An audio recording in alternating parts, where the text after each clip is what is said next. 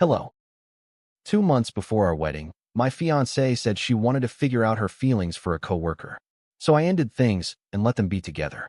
Guess who came back 8 months later? My name is Leo. I'm 33 and I work as a data scientist in Portland, Oregon. Most of my days are spent analyzing patterns, building models, and explaining complicated numbers to people who don't like math. The job pays well, and it also trains you to look at situations logically instead of emotionally. My fiancée, Emily, is 30 and works as a graphic designer for a branding agency. We had been together just over 3 years and engaged for 9 months. We were living together in a 2-bedroom apartment not far from downtown and were 2 months away from our wedding when this whole situation started. From the outside, our relationship looked stable. Wedding venue booked. Deposits paid. Invitations already mailed out.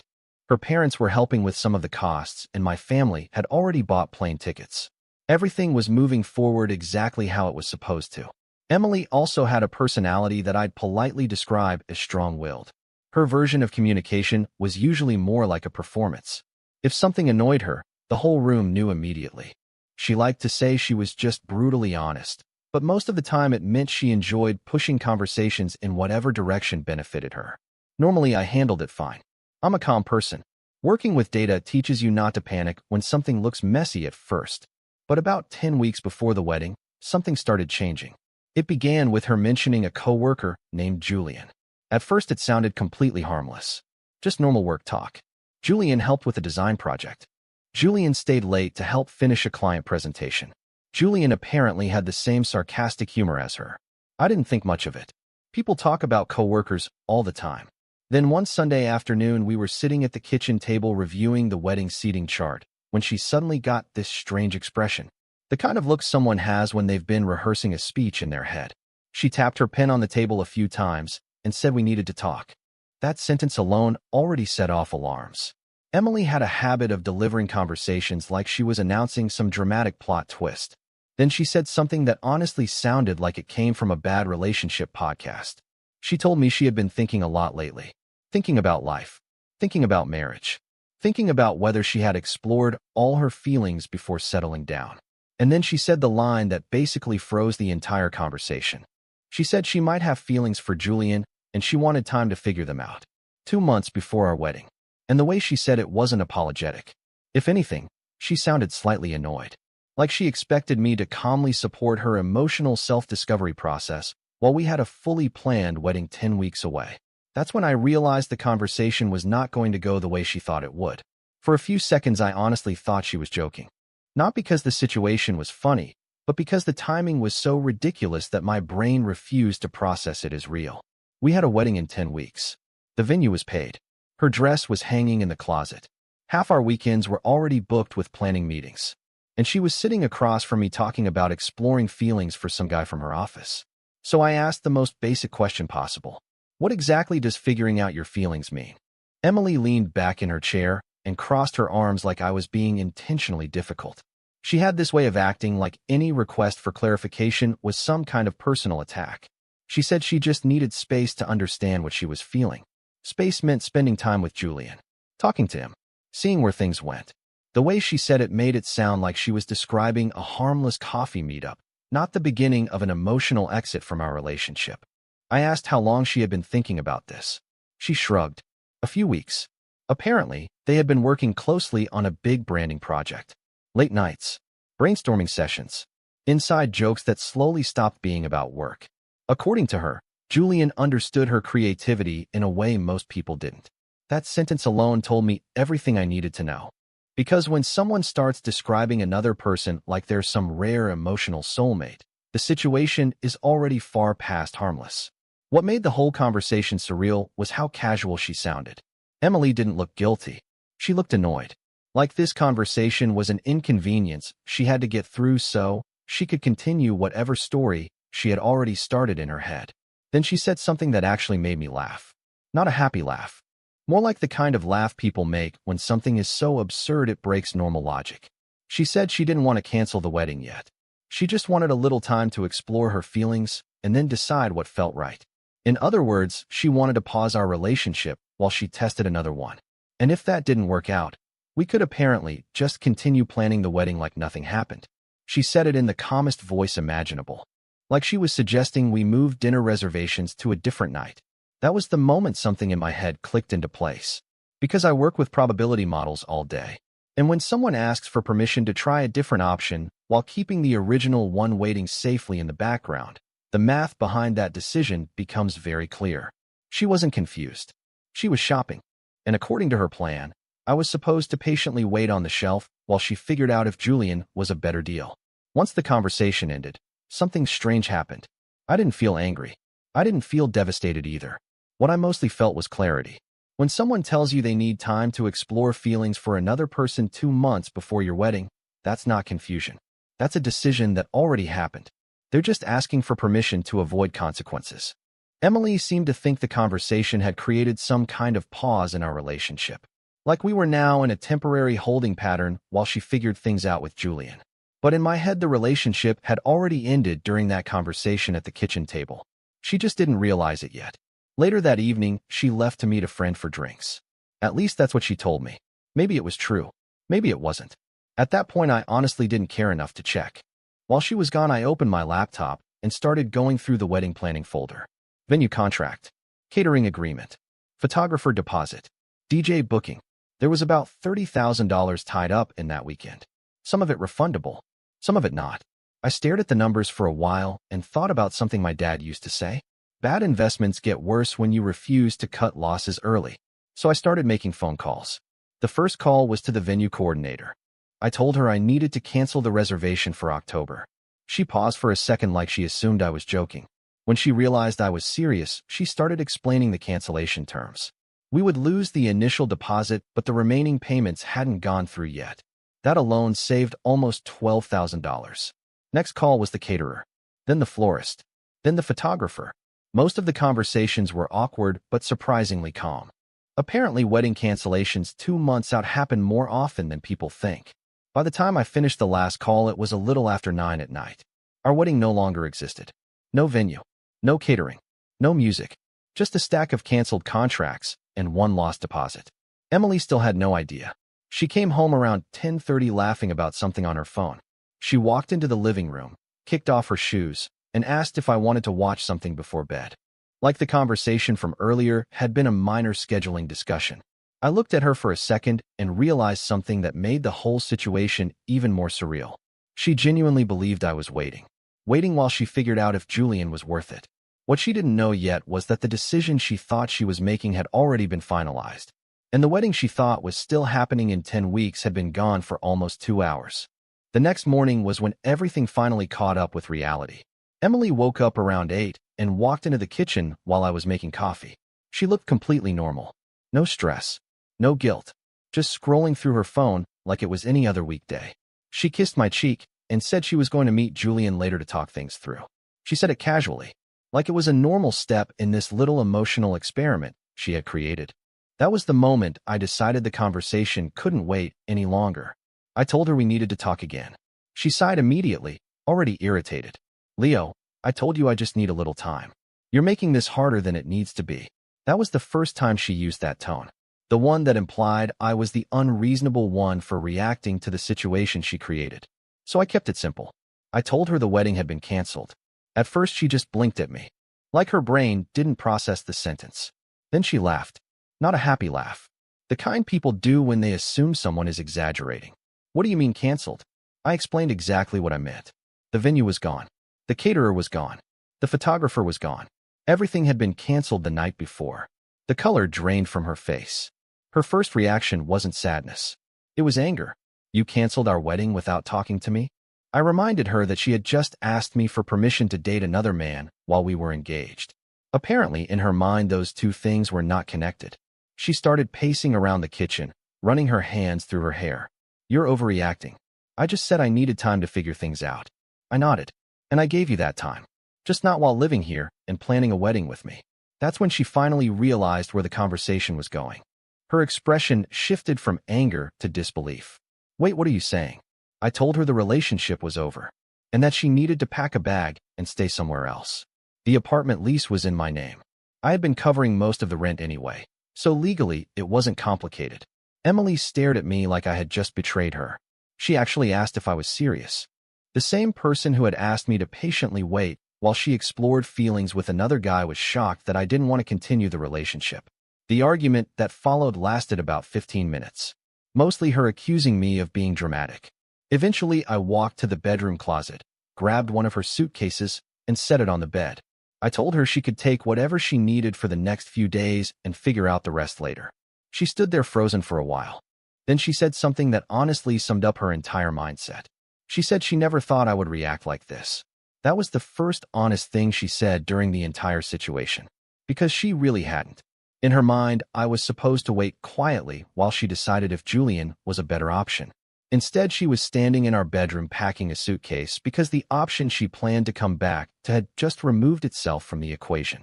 Emily spent the next 20 minutes throwing clothes into the suitcase with the kind of aggressive energy people use when they want to look like the victim of a situation they created. Every few minutes, she would stop packing and start another argument. She kept saying the same things over and over. You're blowing this out of proportion. You're acting insecure. You're punishing me for being honest. I didn't bother arguing anymore.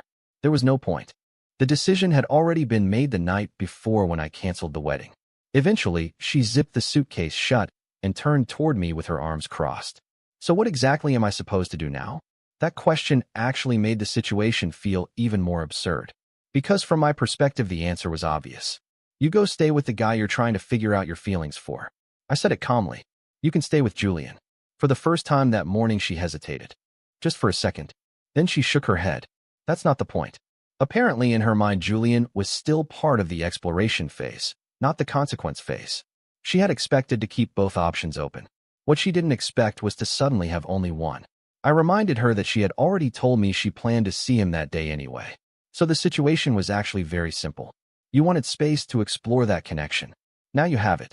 She stared at me like I had just broken some invisible rule. You're really just kicking me out? I corrected her. You asked to pause our relationship while you test another one. I'm just finishing the sentence. That shut the conversation down for a moment. Emily grabbed the suitcase and rolled it into the living room. She stopped by the door and looked back at me. Her voice had changed now. Less confident. More uncertain. So that's it. 3 years and you're just done? That question actually irritated me a little. Because from my perspective, the timeline she mentioned was exactly the reason this situation existed. 3 years together.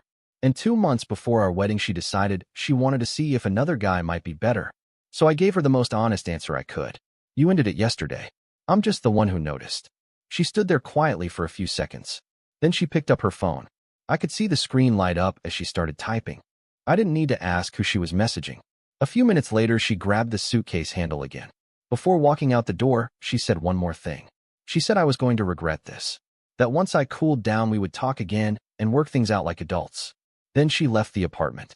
And just like that, my fiancé walked out the door to go stay with the guy she had wanted to explore her feelings with. At the time, she probably thought it was temporary. What she didn't realize yet was that from my perspective, the story had already ended. After Emily left, the apartment became very quiet. Not the dramatic kind of silence you see in movies. Just normal quiet. The kind that happens when someone who usually fills the room with noise suddenly isn't there anymore. I sat on the couch for a few minutes and thought about the last 12 hours. The conversation about Julian. The canceled wedding. The suitcase by the door. Strangely enough, I still didn't feel angry. Mostly I felt like a problem had been solved. When you work in data science long enough, you learn that some outcomes become obvious once enough variables appear. And once the result is clear, the only logical step is to act on it. So I started finishing the last piece of the situation. My phone was sitting on the coffee table. Emily had already sent 3 messages. The first one came about 15 minutes after she left. Leo, we need to talk later when you calm down. The second one came about 10 minutes after that. You're making a huge mistake right now. The third message was shorter. I'm serious. Don't do something you'll regret. I stared at the screen for a few seconds. Then I opened my contacts. Emily's number was still pinned at the top of my messages. 3 years of conversations sitting right there. Thousands of texts. Photos. Vacation plans. Random inside jokes. All of it suddenly felt like archived data from a completed experiment. So I blocked the number. Then I blocked her on Instagram. Then Facebook. Then every other platform where she might try to start another conversation. It wasn't done out of anger. It was done because the relationship was finished and there was no reason to keep the communication channel open. About 10 minutes later, my phone rang. Unknown number. I let it ring. A minute later, another call came through. Different unknown number. I let that one ring too. Then a text came from a third number. Emily again. Seriously, Leo, what are you doing? I didn't respond. Instead, I blocked that number too. That was the moment the situation finally became real. Because Emily had always been used to controlling conversations. She was used to arguing until people backed down or compromised. But blocking someone removes the conversation entirely. No debate. No performance. No audience. Just silence. And apparently silence was something she had never expected. Over the next hour, 3 more unknown numbers tried calling. Each one got blocked. Eventually, the phone stopped ringing. The apartment stayed quiet. And somewhere across the city, my former fiancé was probably sitting with Julian, realizing that the backup plan she assumed would always be there had just permanently disappeared. The next few days were quieter than I expected. No dramatic confrontations. No emotional breakdowns. Just a lot of administrative cleanup. Monday morning, I emailed the wedding website company and shut the page down. No reason to leave a countdown timer running for an event that no longer existed. Then I sent a short message to the few relatives who had already booked flights. I kept it simple. The wedding has been canceled. I'll explain later. Please cancel your travel plans.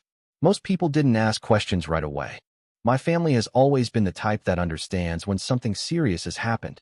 Emily's side of the family was a different story. By Tuesday afternoon, my phone started lighting up with numbers I didn't recognize. Her sister called first, then her mom, then 2 of her friends. I let every call go to voicemail. Eventually, one of Emily's friends left a message that actually made me laugh. She said Emily told everyone we had a misunderstanding and that I had overreacted. Apparently, the story going around was that Emily had only mentioned a harmless crush, and I had panicked and canceled the entire wedding. That version of events would have been impressive if it wasn't so predictable. When someone creates a disaster, the next step is usually controlling the narrative. I didn't bother correcting anyone. Anyone who really needed the truth would eventually hear it. The more interesting part came on Wednesday evening. I was cooking dinner when my phone buzzed with a text from an unknown number again. At first, I assumed it was Emily using another phone. But when I opened the message, the name at the bottom surprised me. Julian. The message was short. Hey Leo, I think we should talk. That alone told me everything I needed to know about how things were going on their side. Because confident people don't reach out to the ex-fiancé. People who feel like they've stepped into a mess usually do. I stared at the message for a moment while stirring the pasta on the stove. Then I typed a simple reply. There's nothing to talk about. A few seconds later, another message appeared. Emily's really upset. She didn't expect things to go this far. That line almost made me laugh out loud. Because it confirmed the exact assumption I had made from the beginning. Emily never thought she would lose anything. She thought she could explore a new relationship while keeping the old one waiting safely in the background. Now she was staying with Julian, and apparently the reality of the situation was finally catching up to her. Another message came through. She says you blocked her everywhere. I replied with a single sentence. That was intentional. Julian didn't respond for about a minute. Then the last message appeared. Man, I didn't realize you two were still that serious. That was the moment I understood something important. Emily had not been honest with him either. Because anyone who knew the wedding was 10 weeks away would never describe the relationship as not that serious. After that message from Julian, I put my phone down and finished cooking dinner. The whole exchange lasted maybe 2 minutes, but it explained a lot. Emily had clearly told him a very different version of reality. Because if he knew she was 2 months away from marrying someone, there's no way his message would have sounded that casual. I didn't reply again. Instead, I blocked his number too. Not because he mattered, but because I had no interest in getting pulled into whatever situation they were now dealing with. For the next few weeks, things settled into a strange kind of normal. Work stayed busy. My schedule filled up again. Without wedding planning meetings, weekends suddenly felt wide open. Friends slowly started hearing what happened. Most reactions were the same. Shock first, then anger on my behalf. One of my friends summed it up perfectly during a dinner we had about a week later.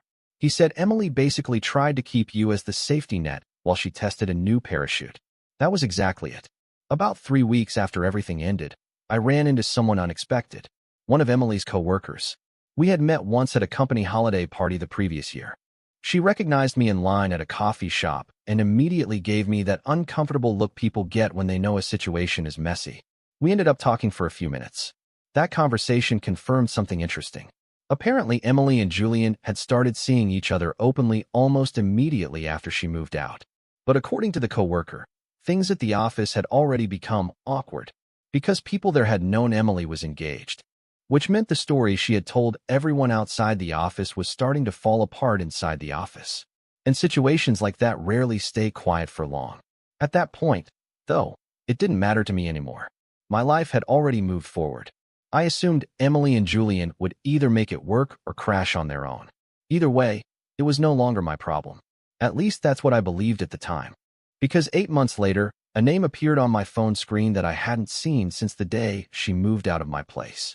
8 months passed before I heard from Emily again. By that point, the whole situation felt like something from a previous chapter of my life. Work had gotten busy again. I'd taken a short trip with friends. The apartment had been rearranged enough that it no longer looked like a place built for 2 people. Most importantly, the silence had stayed intact. Until one Tuesday evening. I was finishing up some work at my desk when my phone buzzed with a message from an unknown number. Normally, I ignore those. But this one started with my name. Leo, it's me. I already knew who it was before I opened the message. Emily. Apparently, she had found yet another number to contact me from. The next message came right after. I know you probably don't want to hear from me, but I really need to talk to you. I stared at the screen for a few seconds, mostly surprised it had taken this long. Because situations like the one she created rarely end the way people expect. Curiosity got the better of me. So I asked one question. What do you want? Her reply came almost immediately. Can we meet somewhere? That alone told me enough. People who are happy in their current situation don't try to reconnect with the person they left 8 months earlier. I asked the obvious question. What happened to Julian? There was a long pause before she responded. Then the message appeared. We broke up. 3 simple words. Honestly, I wasn't shocked. Relationships that begin by blowing up another one usually have unstable foundations. Another message came through. I made a mistake, Leo. I didn't answer right away. Instead, I leaned back in my chair and thought about the last time I saw her, standing in the doorway with a suitcase, telling me I would regret ending things. Now 8 months later, she was asking to talk, which meant the experiment she wanted to run had already produced its results. And apparently she didn't like the outcome. I didn't meet her. That was the first decision. Emily sent 3 more messages over the next hour asking if we could talk in person. She said she wanted to explain everything. Said she had been doing a lot of thinking. I didn't need the explanation. The situation was already clear. She left our relationship to explore one with Julian. Now that relationship was over. So she was circling back to the previous option. The logic behind it wasn't complicated. I finally sent one last message. I hope things work out for you, but there's nothing left to discuss. She replied almost instantly. Leo, please don't do this. I know I messed up, but we had 3 years together. That has to mean something. It did mean something. Just not what she wanted it to mean now. 3 years meant I had already seen enough of who she was when things didn't go her way. I sent one final sentence. You already chose the life you wanted 8 months ago. Then I blocked that number too. The conversation ended the same way the relationship did. Quietly. A few weeks later, I heard through mutual friends that Emily had left her job and moved to another city. Apparently, things at her office became awkward after everything with Julian. I never confirmed the details. By that point, it didn't matter. Sometimes people think relationships end because someone made a mistake.